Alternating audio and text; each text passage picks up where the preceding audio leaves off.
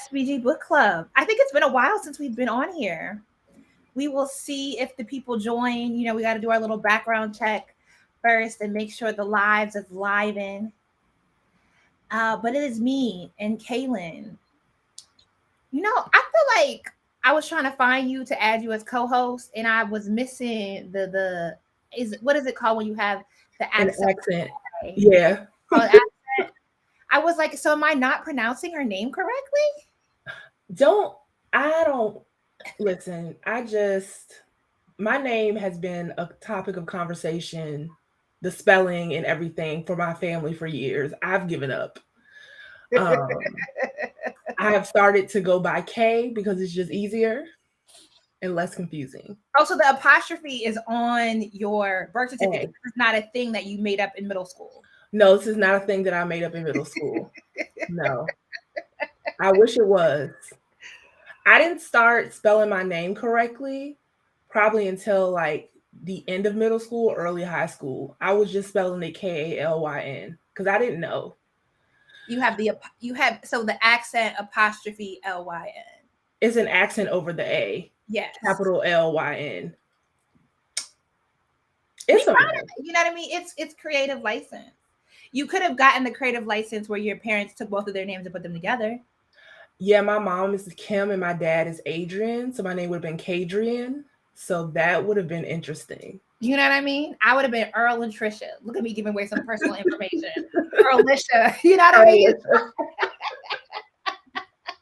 We could have been at this together, you know? Exactly. Mana Leo just posted on Twitter. She was like, "My mom is so ghetto. She named me Leandra because my daddy name was Leonard," and I could not stop laughing. All right. Well, you know, I realized today that we do have some similar music love. The FNF. Yes, Glorilla is. I am definitely. She calls us her Glow Riders. Oh, is that what we are? Glow Riders? Yes. So you know, I'm a Glow Rider. My thesis is going to be on Black women in Memphis. Low-income single Black mothers in Memphis, 1970 to 1990, is the thesis that I'm working on. And I feel very proud of like picking that thesis.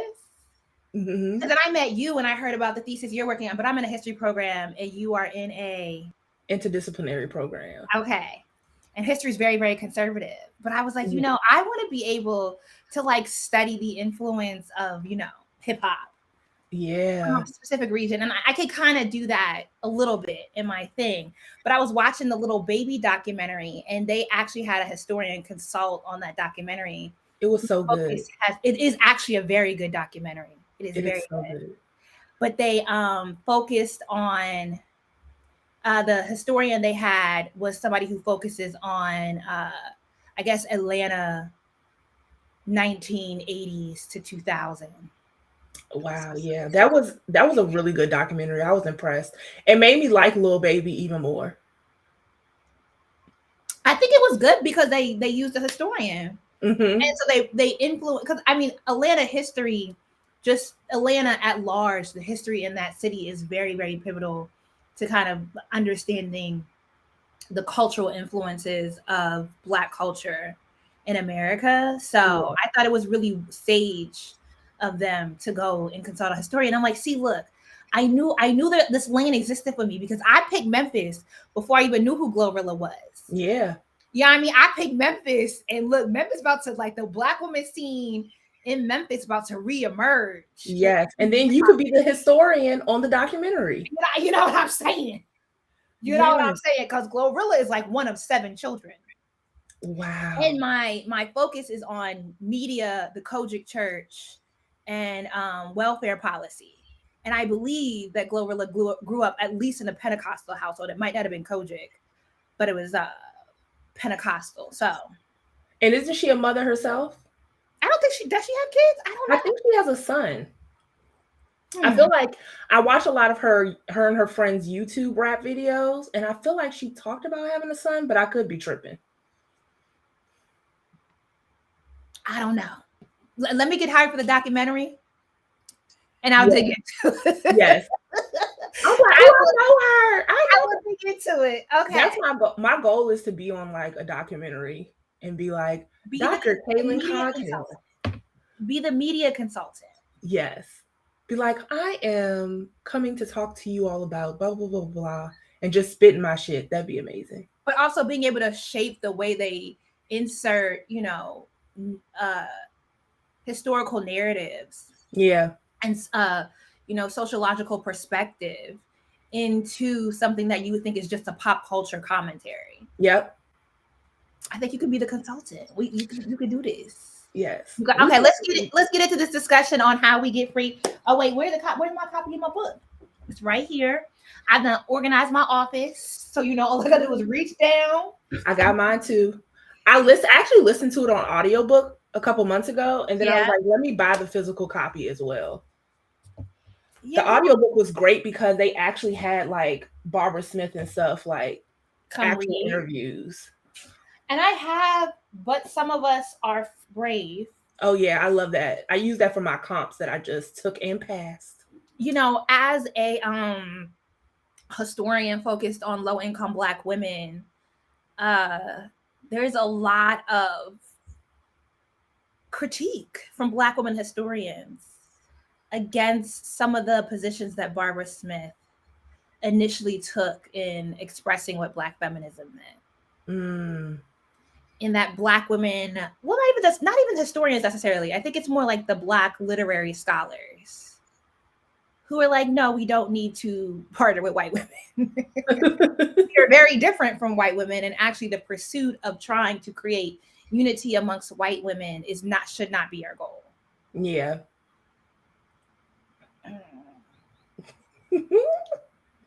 All right, I'm drinking mango lassi because I love some yogurt, but we about to pull up the syllabus for how we get free.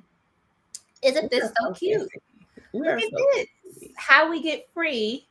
This is one of the names you just be scared to pronounce, even though you've heard it. Kenyaga Yamada Taylor. I think he's right. I think you did it right. I have listened to several interviews with Kenyaga, and but I'm always threatened by like mispronouncing their name. This says this is an old edition spring. This is actually our summer. We're a little late on the expiration track. I'm doing this syllabus was done by Nicole Carter. I hope Nicole is doing very, very well out there in the world. We miss her. I'm actually supposed to be doing the thesis or the syllabus for the next expedition track read. So we'll see how that goes. Why are they saying join FaceTime call, girl? What? No. But yes, here's the syllabus that you should all go to the website and get, supporting all the great work we do. Yes. We put a lot of thought into this. Okay, How We Get Free was published in 2012 and later in 2017 to mark the 40th anniversary of the influential Combahee River Collective statement. How We Get Free reflects on the legacy of activism by the Combahee River Collective, a group of Black feminists who started meeting in 1974. The collective was committed to struggling against racial, sexual, heterosexual, and class oppression while analyzing the interlocking nature of those systems of oppression. These interlocking oppressions remain relevant to today and are discussed and interrogated throughout the book, thus providing a renewed call toward Black feminist activism and organizing by Black women. This collection includes the popular Black feminist statement, along with interviews with former members and contemporary activists who discuss the impact of the collective on their lives. And Taylor won several awards for editing this book. So, we always start off with the objective, the overview, the motifs, the key concepts, and now let's get into the discussion. Yes. All right. The first, I'm actually going to stop sharing the screen now. Get back to us. Get your syllabus so you can follow along with all of us. So the book actually starts off with the Black feminist statement. Well, there's an introduction. And I actually do think the introduction on this book is worth engaging with because it helps you to understand the importance and how something published in 1976 is still relevant in the 21st century. Mm-hmm. But they start off with the Combahee River Collective statement. So the quote that we pull is, Black women's experiences cannot be reduced to either race or gender, but have to be understood on their own terms. Actually, why didn't we put a page number?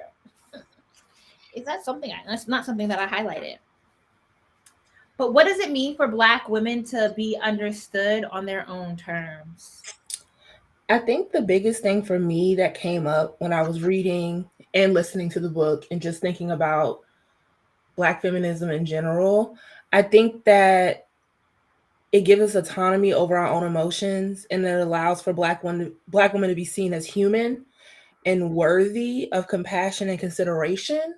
And I think that us being able to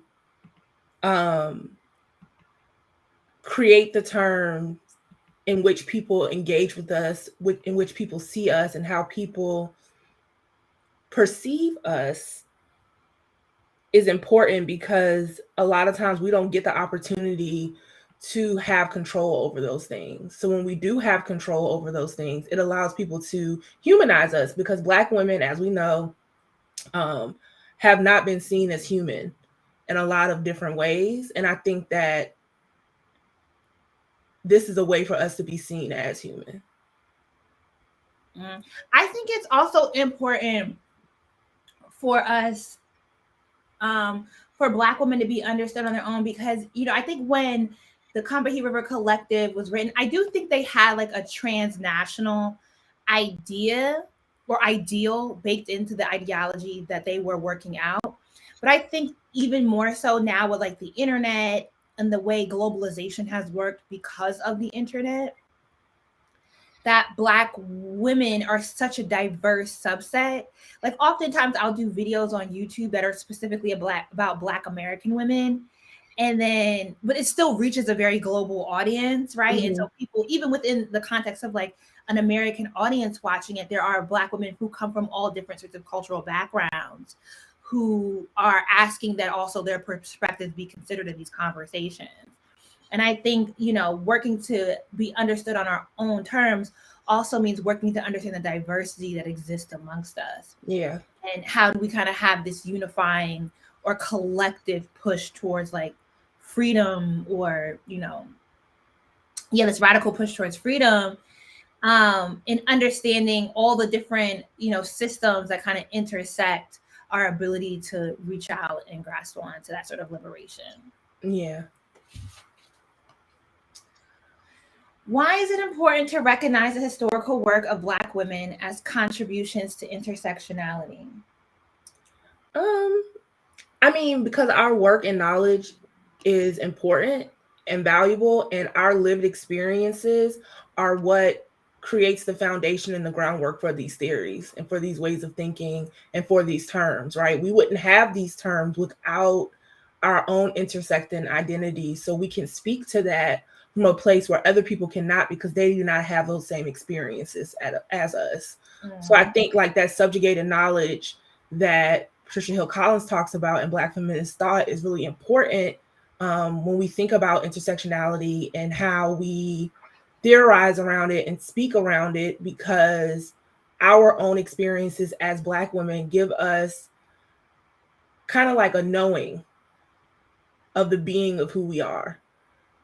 Like no one can tell a Black woman about how it is to be a Black woman but a Black woman. You can read as much as you want to, you can study as much as you want to, but there are going to be certain nuances that you're not going to get because you're not a part of those intersectional identities. It's so funny because I see so much on Twitter now being anti-intersectionality. Yeah, it's become a buzzword. I have a lot of students in my classes that I teach where I have to reteach them what intersectionality is and how it was actually created, because a lot of people use intersectionality in a way that is not rooted in the actual Black feminist thinking that it was created in. And a lot of people think that intersectionality, the idea of intersectionality, is something new when it's not. It's been talked about all the way back to Francis Bill, I think Francis Bill, and then Anna Julia Cooper talked about it a little bit in her work. Like, intersectionality has been in conversation for decades.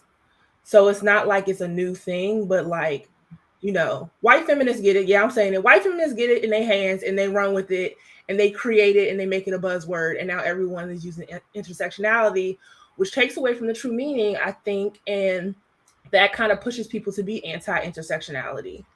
I even think from the space that I exist in on YouTube and seeing the way that like Black feminist language or rhetoric has moved through the internet space for Black women and been used to really push sort of bigoted viewpoints. And that I've seen Black women themselves kind of misappropriate these terms, or rather weaponize this ideal of intersectionality and kind of move it away from what the actual principle of intersectionality was intended to do. Yeah. Honoree, I forgot her last name, but she's an author. She had literally tweeted the other day. She was like, so many people are talking about intersectionality, but have you ever read anything by Kimberly Crenshaw before? Like, actually read any of her work? And it was so interesting seeing the people that were responding and some of those people not knowing who Kimberly Crenshaw was. And I was like, but you're using the term. Yikes. Big yikes. All right, let's move on to chapter 1. So, or rather, the Combahee River Collective Statement. So, in the syllabus, that's page 14. It starts off with identity politics has been problematized by suggesting that identity politics, leave people out, prevent people from building relationships with people who do not share similar identities or experiences, and that addressing differences prevents people from finding commonality. However, the Combahee River Collective shared that focusing upon our own oppression is embodied in the concept of identity politics. We believe that the most profound and potentially most radical politics come directly out of our own identity, as opposed to working to end somebody else's oppression. We believe that the most profound and potentially most radical politics come directly out of our own identity as opposed to working to end someone else's oppression. I think this is a good question. What is the role of class analysis in their politics? So I feel like when it comes to class in particular, when we think about their statement, and I went back and like just reread some of their statement, just certain parts of it, class needs to be discussed within identity politics so you can unlearn and unpack your privilege. And I think that it's important for us to remember that like all of our identities play a role in our way of thinking, being, and knowing. They play a role in the types of experiences we might have, and that you can't necessarily ignore one of your identities because you feel like it's not going to. I'm trying to figure out how to say, like, you can't ignore a part of your identity because it makes you feel uncomfortable, especially when it comes to having to unlearn something. So like, if you know that you're in a certain class, and that class that you're in, let's say you're middle class, and a lot of the people that you're around do not have the same beliefs as you as far as being in the community, being in the trenches, like actually working within the community, and not on some I want to save them, I'm a savior, but more so like I actually want to be a part of building community and showing them how to build their own community. You have to be okay with coming to terms with the fact of what does middle class look like? What does you being middle class, how do people perceive you as such? And then you have to unlearn those negative stereotypes or those ways of thinking that some middle class people may have in order for you to really like eradicate oppression. Yeah. I don't know. I think I'm kind of struggling with this last sentence about our most radical politics come directly out of our own identity. I think my radical politics have actually been pushed more from understanding the diversity of identities that might exist within a community that I think is synonymous with my own identity, right? That I identify as a Black woman, but there might be differences or there's intersections with the queer or non-binary, disabled, body politic. There's all these different sort of intersections that can even exist within that own identity. And I think understanding how maybe it's understanding of the harm that my identity contributes. Mm-hmm. I don't know. I think the knowledge of understanding those other intersections has actually pushed me towards a more radical politic versus just being concerned with my own identity as a cis heterosexual Black woman. I think for me, because I am non-binary and I'm disabled and I'm fat, I think for me, my identities really shape how I view the identities of others. And it makes me want to understand and want to know how to build community with people whose identities are different than mine. Mm-mm. Like my own identities make me want to learn about other people's identities and understand them and support them even more because of my own identities. Yeah. I'm going to skip ahead to page 15, where the question is, the collective uses a Marxist analysis which examines the impact of capitalism on labor, productivity, and economic development. How does the collective expand that perspective? So directly from the text, they talked about these political economic systems that are rooted in capitalism. I'm trying to remember what page that was on. I think it was like section 2 of their statement. You make it sound so long, but it's actually a very short statement. Yeah. No, maybe is it like page 20 where they're saying we are not convinced, however, that the socialist revolution that a socialist revolution that is not also feminist and anti-racist revolution will guarantee our liberation. Where are you at on the page? That's like the second sentence at the top of page 20. Okay, yeah. So in this section where they talk about these like political economic systems, and they talk about in their statement about how these systems need to be destroyed in order for the collective to benefit, and it can't be individualistic. So I think that that's kind of how they expand the perspective of that thinking, is that in order for the shit to work, it has to be destroyed, abolished, whatever, burned to the ground. And then it has to benefit whatever's created anew, has to benefit the collective. It cannot be individualistic, which I think is really the thinking of a lot of Black feminist thinkers, is this idea of like, in order for us to progress and grow and be in like a safe community with each other and really experience what safety feels like, this shit has to burn and it has to be rebuilt, but it has to be rebuilt with the community in mind. Yes. I think, getting into like when I was initially reading Some of Us Are Brave, that thinking about like even what Marxism or like a more socialist perspective meant to me as a Black woman and sort of like working towards liberation. And, I ended up somewhere, what's this man's name? It's been a long day. Moving from Marx to Engels. Is it Engels? You asking the wrong one. From socialism to anarchy. And then Cedric Robinson, who's a Black political scientist. Oh yeah. I'm out of coursework in my program, so I have completely erased everything from my brain. But we read some of his work my first semester of my class, of one of my classes. So it's been actually a lot more accessible than I thought it was going to be. And I almost feel like Cedric Robinson's work, especially for Black people who want to get into a better understanding of Marxism or anti-capitalism and socialism at large, that Robinson is probably a better place to start than like reading Marx outright. Yeah. Yes, I agree. The class discussion was much more fruitful when we read Robinson's work. Yeah, that's actually where I would, suggest people that want to start on a self-didactic journey. I want to hit this question on page 16. Within the Kambahi statement, it's shared. We discovered that all of us, because we are smart, had also been considered ugly, i.e., smart ugly. Why do you believe Black women are deemed ugly when they are intelligent?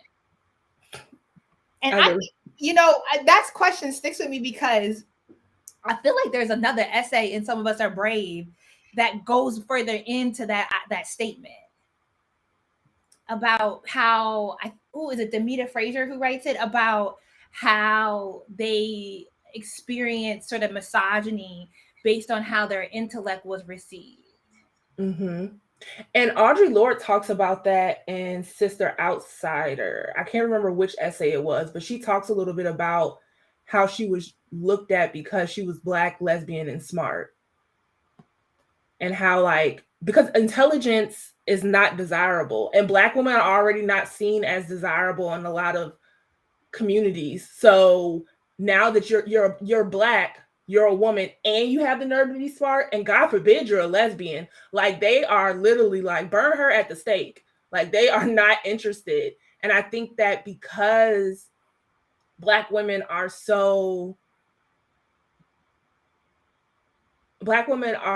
looked at as less than human, like I talked about earlier, when you add these different things to their identity, like their intelligence, it just gives people more reason to associate them with this non-human-esque being. It gives them more reason to say, like, oh, she's smart, so she must be ugly. Which I think is ridiculous when you think about it, because intelligence really has nothing to do with your physical appearance. That's all genetics, and sometimes a little bit of plastic surgery, if you will. But, like, also, it's kind of interesting how, like, it allows you to move through certain spaces because people are not, they don't see you.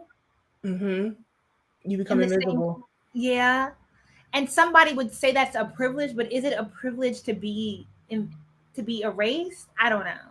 And then you become like a talking head almost for people. Like, people, I think about people like Brittany Cooper that people typically go to attack her, right? She's a fat Black woman who's smart and has a lot of opinions and is very, very outspoken about how she feels about things. And I think that people go to people like that to be on their panels, to be their keynotes, to speak at do their guest lectures, but they don't go to those people because they are, the most 50 beautiful women in academia. Like, there's no such thing. Like, that doesn't exist. Like, they don't have the top 10 baddest bitches in academia. Like, that's not happening, especially the Black ones. Absolutely not. But I also think because, people deem you as smart ugly, they expect you to be the ones to make the sacrifice in speaking up. Exactly. Because they know that your body has no value. Your personhood has no value. So yeah, of course they can put you in the line of fire because you're ugly. And we want, like, no one's going to miss you, or no one's going to feel any type of compassion for you because you are these things. And it makes me think a lot about, like, how I've even myself been very, like, hesitant to, like, post on social media about certain things, because I don't want to be like, I found myself not wanting to be in the smart ugly category. Like, I know I'm smart, but I know what comes with being smart, especially being a smart Black woman. I know what comes with having an opinion and being vocal about that opinion, especially in online spaces. And I study gender-based violence on Twitter, so I'm constantly looking at Black women being attacked for being smart. And the first thing they go to is saying, oh, you're ugly, or you're fat, or you're this, or you're that. Those are the first things they say to these smart women. So it can be very, like, hard to feel comfortable being smart even in these digital spaces, let alone, like, these physical spaces. Yeah. And, like, as we were saying earlier, that whole, like, them people not seeing value in you. Mm-hmm. And then the violence it reaps. And I mean, I think it's the age of the internet has really encouraged outrage, like dogpiling as a sport now for people. So this idea that, like, I'm not even going to engage with what you're saying, I'm just going to attack. And then I think we all kind of in this all of us that get into like the academia also go through this phase of like how we want to engage with the aesthetics of that desirability, with how much we want to like buy into, you know, certain commodifications, you know, constantly. I don't think it's bad that, like, you know, you could be an academic and you like to get your nails done, but also how much am I doing this to counter this narrative that like I'm a certain type of person because I have engaged in, you know, academia. Yeah, like I know for me, like I lean into the fact that like I'm a hood rat. Like I know that. But like I feel like there was a point in the beginning of me in my program where I felt like I had to almost put it on thicker so I wouldn't come off as this like academic, this Black academic woman. I still wanted to be seen as desirable in my community, in my hood, right? So I knew that I couldn't be smarty pants. And I think that what you're saying is true. Like a lot of us do that unknowingly, honestly, subconsciously. We do things to kind of like remove ourselves from that smart ugly label that can get put on us. But honestly, why we shouldn't give a fuck, to be quite honest. Excuse my French. Like at this point, like if you gonna call me ugly because I'm smart, then by all means call me ugly then. Because or even I think there's the other side of it of not like that smart ugly also being equivalent to not being Black. Yeah.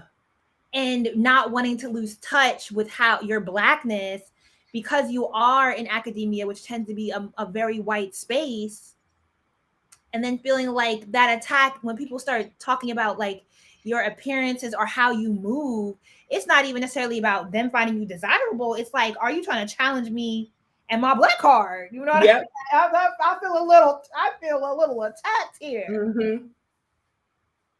All right, I want to move into the Barbara Smith essay. I only want to focus on 2 questions from the syllabus, which are actually towards the end of discussing this section on page 23, which because Barbara Smith does get into third world feminism, and they discuss the kitchen table press that the independent publishing company they launched, and the importance. I think that's definitely stuff that I would encourage readers to reflect on as they utilize the syllabus we produce. But I would like us to collectively discuss how Barbara Smith discussed coalition building and consciousness raising several times. How are coalition building and consciousness raising connected? And I think, particular for me, I'm thinking of like the uniqueness of the YouTube world, and how, like, you know, I've decided to focus on consciousness raising, and that I want to bring awareness. I want to be an advocate and do advocacy work to just get people to start thinking, because I don't necessarily want to tell you the exact, because I don't think there's one particular action that is going to liberate us as a people, right? Yeah. We all have different roles, and the more aware we are and the more we're engaged and just thinking communally, you know, people can make decisions on their own. And I think the idea is that you can then go back into your community and do the coalition building that is pertinent to the community that you actually live in. And so I do think it's connected in this idea about like, I think a lot of this does get watered down by social media and everyone just wants to know about what's going on. But I think the next step is taking what you know, what you come to understand, and thinking broader about it and taking that back into your community. Because coalition building can be something as offering rides to the elderly people, to people, the carless people in your community, to, you know, cleaning people's houses when they're down and under, to the mutual aid that we do. You know, all of that is coalition building and collective building. So yeah, and like as a abortion doula, we do a lot of like coalition building. We call it practical support in the reproductive justice circle. And that's basically like giving people rides, providing people with childcare, making sure they have lodging, making sure they have food, making sure they have resources. And I think that coalitions are important because in those coalitions, you're able to break down these high level ideas that come with social justice movements into consciousness raising that is consciousness raising, excuse me, that is accessible. And that's like very important for me as an organizer, because if the information is not accessible, if these terms are not accessible to the people in your community, it's impossible for you to help them. It's impossible for you to give them the language and the tools for them to free themselves, right? So I think that coalition building goes hand in hand when consciousness raising. Like they have to coincide together. And a lot of times in these social justice movements, and I was talking about this on a live that I did with Day Without Us, that group, and we were talking about how like a lot of people in these social justice movements, they think they're better than the community. They think that because they have these fancy words that and they know about these certain parts of the movements and these And they're certain profiting causes, financially. yeah, that they're better than the people that are they're supposed to be helping. And my thing is, if your social justice movement is not accessible to the community, then it sucks. Like you don't care about the people. You care about yourself and you care about the optics of being seen as an activist or an organizer, but you're not organizing anything. You're not doing anything of value. So I think that those two things are important and they have to exist with each other in tandem. Yeah. I think to continue on, which how do people on Clubhouse say it? To I ain't been build on upon what you're saying.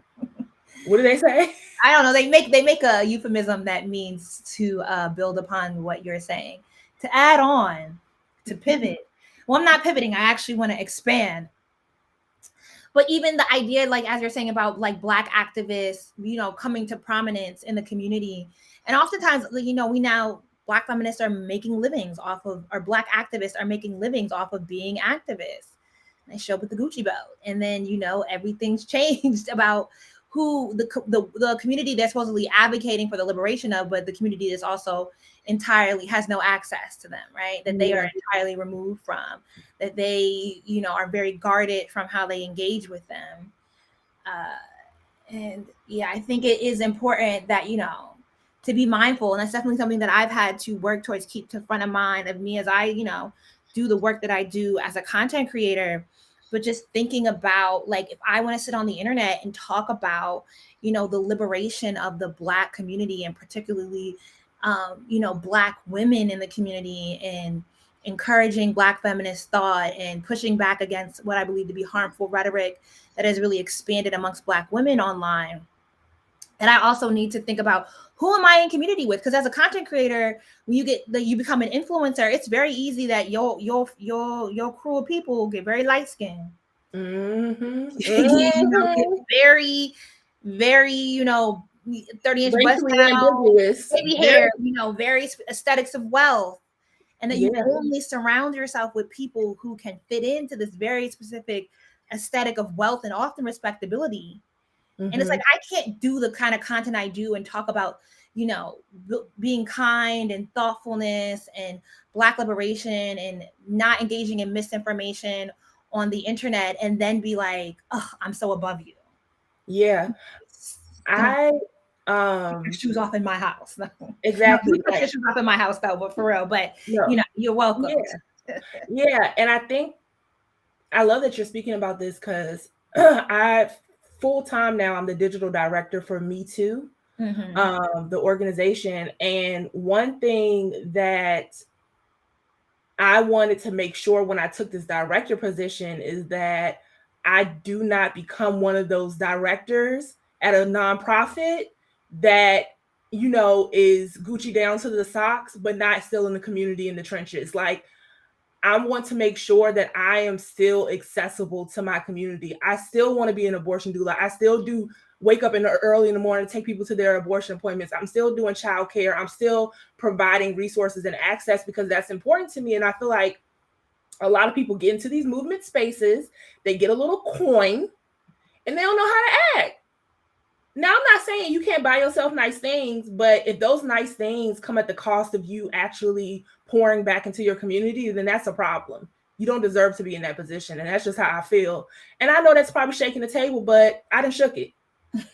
So Ka'lyn gives no facts. She's here. Absolutely none. Here to be like, okay, we are going to end it here. Thank you to everybody who's joined. Hopefully, I think this little taste of the conversation will inspire more folks to maybe engage in the read. You do not have to read this full book. The Combahee Rubber Collective and the founders of the collective are the first 4 chapters of the book. And you see how tiny this is? Yeah. Also, if you have audiobook, you could listen to it, and they actually interview the collective. Like, you get to hear from their voices which is really dope. Yes, the interviews are at the end in this book, but this is a really easy read, and it's very, very helpful to I'm kind of bringing in some of this Black feminist theory into the 21st century, even if you don't agree with some of the points being made, even if you don't agree with the text. So we'll get deeper into some of the other essays on our next live discussion, which is at the end of the month. Because you busy, I'm busy, we busy. We're busy, okay. My mama gonna be here for a whole week, so that's why like I have a whole week that I had to block out because my mother will be like knocking on my door. When are you gonna be done? So, I think I might be doing one live discussion because I'm doing all the Fevered Star discussions, but we really want to dig more into this, and so we will do a full hour discussion for the next one for sure. But pick up the book. Get it on audiobook, Audible, or Libby from your library. You could definitely get this audiobook for free, and I'm almost positive you can probably find the PDF of this book for free too. You can go to Z Library. You can hear that from me. No, that's my home. That's my home. I got a bookmark. Yes. Okay. Yes, I love me. Would not be surviving grad school without Z Library. Exactly, because all these books we got to read, I can't afford that. Baby, I made the mistake of buying books first semester. Never again. Never again. Never again. All right, I'm logging off. I'll holla at y'all later. Thank you for joining, and we'll see you on the other side. Bye.